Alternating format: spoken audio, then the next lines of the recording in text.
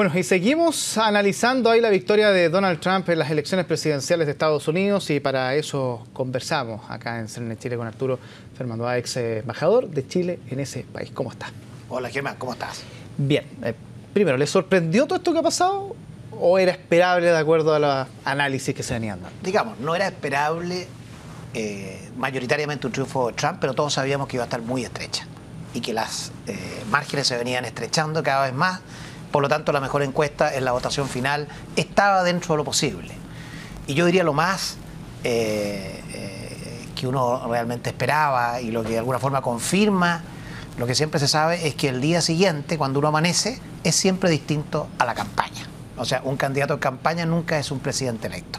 Siempre hay distintos acentos, distintas aproximaciones. Esos matices usted lo sintió porque de hecho llamó la atención que su discurso, que esto fue ya cerca de las 5 y algo de la mañana, el primer discurso como presidente electo, fue bastante más cauto en su forma de hablar. Habló de unión, de un trabajo para todos los estadounidenses, incluso a los que no votaron por él, un llamado a Hillary Clinton. ¿Eso es solamente un saludo a la bandera o es que efectivamente cuando se asume este cargo ya el peso de llevar una nación como esta se hace que mucho de lo que dijiste en campaña ya no funcione? Yo pienso que sí, yo pienso que es parte de lo que un presidente que camina ya por la calle Pensilvania de a poco a subirse y sentarse en el sillón de George Washington, es lo que hace y lo que debe hacer y lo que siempre ha hecho. Un discurso conciliador, armónico, un discurso respetuoso con Hillary y todo su equipo, un discurso positivo cuando la campaña era extraordinariamente crítico de todo, ¿eh? Repetía permanentemente: esto es un desastre, esto es un desastre. Hoy día positivo, llamando a todos a trabajar, a colaborar. Un Trump institucional, que es lo que nosotros no habíamos visto demasiado en la campaña.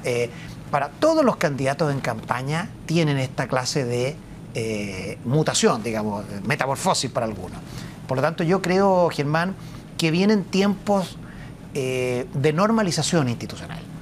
Hay que pensar que en Washington el presidente que no quiere trabajar con el sistema político está perdido. En Estados Unidos, un país donde buena parte del poder se radica en el Congreso. El Congreso, si bien está en manos del Partido Republicano, y por primera vez en mucho tiempo tenemos presidente y dos cámaras bien dominadas por el Partido Republicano, ocurre que dentro del Partido Republicano hay fricciones.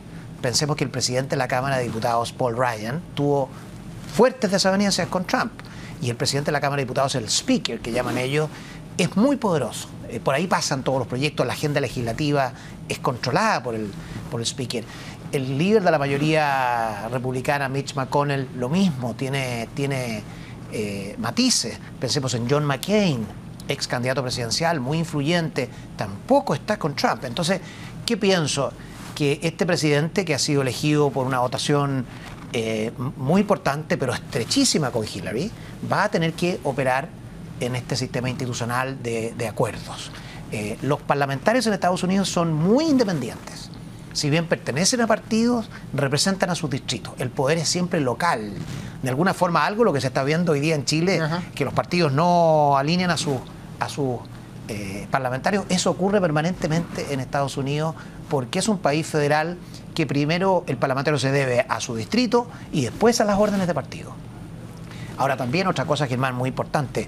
Esta es la segunda elección en el siglo XXI ya, en que el voto popular va al candidato perdedor. Pensemos que ambos candidatos, Hillary y Trump, obtuvieron 59 millones algo de votos, y la diferencia es en favor de Hillary 200.000 votos. Por el sistema indirecto todos sabemos que obtuvo 10 estados menos, pero resulta que eso obliga al presidente en ejercicio a tener mucha prudencia con esa otra parte gigantesca de votantes que optó por una alternativa distinta. Ahora, pero ¿cuánto puede influir la personalidad Trump? En el sentido de que usted nombró una serie de republicanos que ninguno de ellos es el que está en la presidencia, que se podría llamar como los clásicos republicanos. Sí. Tampoco está los demócratas. El personaje que está ahora de presidente es un personaje que se escapa de la política tradicional republicana. Y por lo tanto, muchos plantean que el temor pasa por eso. ¿Qué tanto va a obedecer a la política tradicional o va a salir con sus ideas, muchas plasmadas y que generaron pánico para algunos a través de sus discursos durante campaña? ¿Cuánto podría llegar a funcionar un Trump desde su personalidad o cuánto él va a tener que retroceder en eso para aplicar políticas que sean transversales?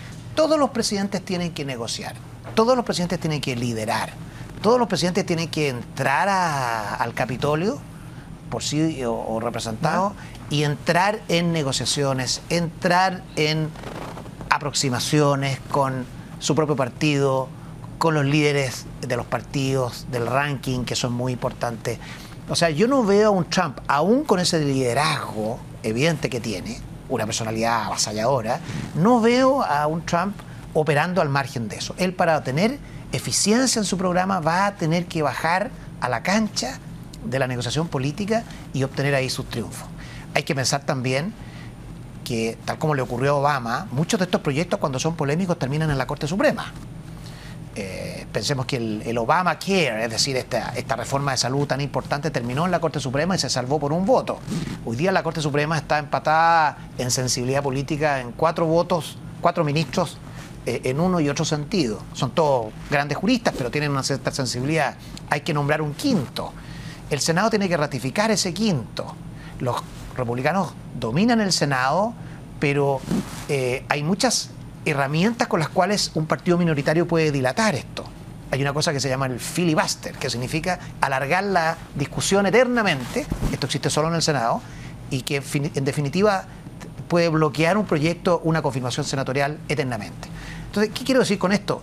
En un sistema que aparentemente es presidencial como el americano, en el terreno es bastante más parlamentario de lo que nosotros pensamos. No es equiparable a lo que sucede en Chile, donde el presidente de la República es, o ha sido siempre, esto está de alguna forma cambiando, la figura política dominante. Ahora, dicen muchos analistas que el discurso que da el presidente una vez que es electo marca ciertos matices de cómo va a elaborar sus políticas de ahí en adelante.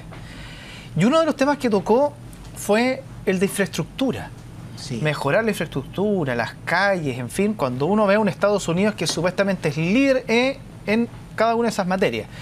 A su juicio, ¿a qué podría apuntar esto? Porque también hay un electorado que no votó por él, principalmente el electorado más joven, entre los 18 y 44 años, se fue más hacia Hillary que hacia él. Él tiene un electorado más adulto mayor.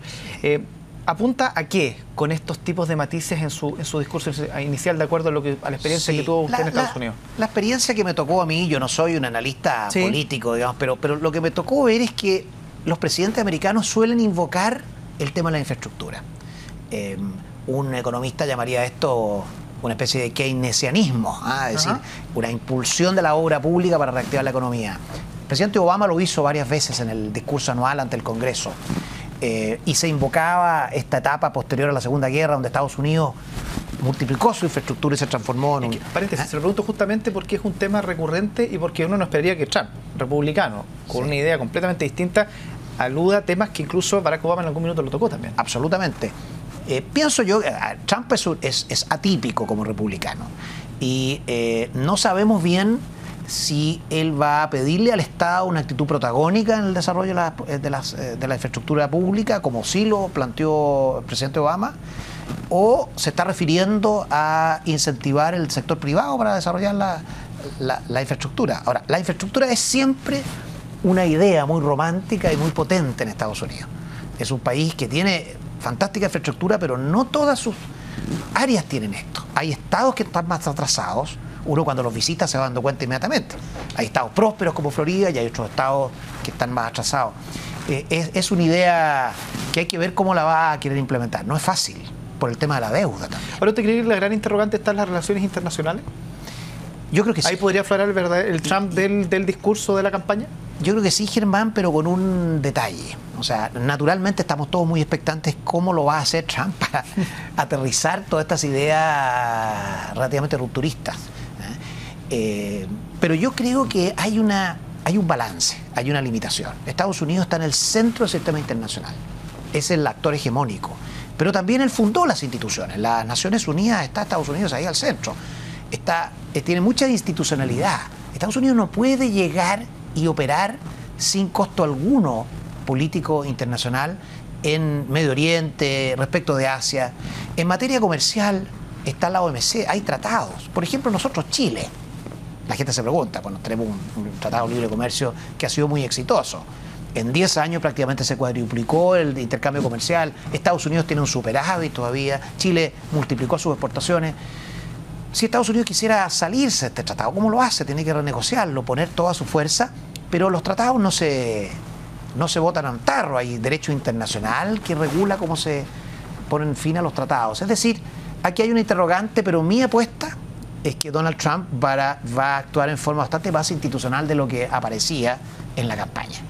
O sea, ¿a qué podría haber apuntado ya mirándolo con el correr del tiempo, siendo ya presidente electo, analizando el primer discurso y mezclando con la institucionalidad que usted muy bien conoce? Yo creo que él se va a sentar, por ejemplo, lo dijo reiteradamente, con la OTAN. Le interesa que otros países contribuyan al financiamiento de la OTAN. Estados Unidos ha sido el gran soporte de la OTAN y probablemente va a tocar las puertas de Francia, de Alemania y de los países que lideran la OTAN. Con China es un misterio, porque Estados Unidos necesita a China. Con México, la renegociación del NAFTA creo que es un tema trascendental para él porque lo puso en el centro de su discurso.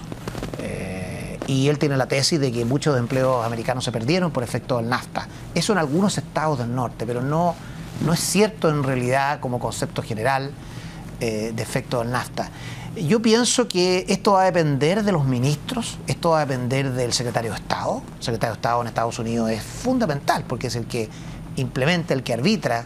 Estados Unidos tiene tal cantidad de frentes abiertos de negociación que cualquier puerta que abra acá tiene que controlarla para que no se le escape el aire por el otro lado. Entonces, el discurso de hoy de Trump me hace pensar que esto va a tener una moderación muy superior a la que nosotros imaginábamos durante su campaña.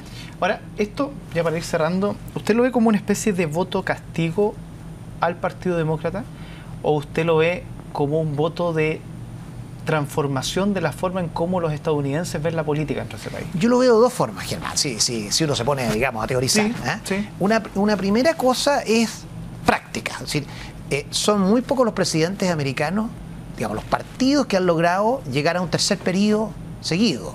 Aquí teníamos 2 periodos de Barack Obama y estábamos aspirando al tercer periodo del Partido Demócrata. Esto es una excepción. Normalmente el americano le da la chance al partido del frente. Solo 8 veces en los 240 años de historia democrática americana ha ocurrido que se ha llegado a un tercer periodo. Primera razón. Pero hay una segunda razón que esto es un poco más, es una explicación un tanto más imaginaria, que es que cuando uno vio lo que fue el presidente Obama, con su discurso tremendamente cautivador, con su historia personal fantástica, de una persona meritocrática, carismática, extraordinariamente líder, el pueblo americano creyó en él. Y el presidente Obama prometió cosas muy importantes que no todas fueron capaces de realmente llegar a la práctica, como es obvio. Cambiar la cultura de Washington, esta especie de congelamiento entre los partidos, cambiar la cultura de Wall Street después de la caída y el quiebre de la economía en 2008, temas de inmigración, el tema de la reforma de salud que sí lo logró, el cierre de la cárcel de Guantánamo. Había toda una especie de ideario que se avanzó en él, por supuesto, me consta, el presidente Obama puso todas sus fuerzas en eso, pero resulta que no se cumplió íntegramente, ni mucho menos, con lo cual el votante medio de alguna forma empieza a resentirse. Y yo creo, mi interpretación es que empieza a mirar hacia alternativas fuera del sistema. Y Trump era el perfecto representante de un político que estaba fuera del sistema. No tenía nada que imputársele a él en cargos públicos previos, un empresario de carácter, con gran liderazgo. Y mi explicación es que una parte importante de los americanos que no sintieron que esos sueños se les cumplieron, esos sueños del presidente Obama, yes we can, como decía él, podemos, con una economía reactivada potentemente que nunca depende íntegramente del presidente de la República. Creo que eso llevó a grandes masas a optar por una alternativa muy distinta.